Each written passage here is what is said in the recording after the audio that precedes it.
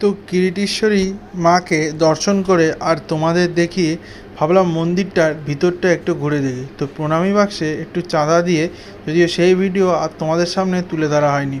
এখানে দেখতে সবাই ধূপ ধরিয়েছে, অন্যান্য মন্দিরে যা হয় আর কি, যদিও ধূপ আমি ধরাতে পারিনি, তবে প্রণামী বাক্সে বোধহয় টাকা দিয়েছিলাম। তো যাই হোক, এরপরে এখান থেকে একটু সরে গিয়ে ভালো করে মন্দিরের ভিতরটা দেখলাম এখানে ভোগ দেওয়া হয়, তবে ভোগ আমি খাইনি। এবং দেখতে পাচ্ছ মন্দিরের ভিতরটা কিন্তু বেশ পরিষ্কার পরিচ্ছন্ন এবং অন্যান্য হিন্দু মন্দিরের মতোই বেশ সুন্দর। এরপরে বাইরে গেলাম একটু ঘন্টা বাজাতে। আমার ঠাকুর দর্শন হয়ে গেল। এটা হচ্ছে 51 পীঠের একটা পীঠ, ওই জন্য খুব জাগ্রত। ওইদিকে যে মন্দিরটা আছে সেটাকেই বলে 51 পীঠের একটা পীঠ, এটাও একটা গুপ্ত মন্দির। তো ওই দিকের মন্দিরটাই নাকি মেন, যে মন্দিরটা আমার যাওয়া হয়নি অতিরিক্ত ভিড়ের কারণে। তো আমি জাস্ট একবার বাজালাম, তারপরে চলে এলাম মন্দিরের পিছন দিকটা, যেখানে আমার ফ্যামিলির সবাই আমাকে ছাড়া অপেক্ষা করছিল। তো যাই হোক, আমিও এখানে এসে আমার ফ্যামিলির সাথেই বেশ খানিকক্ষণ সময় কাটালাম।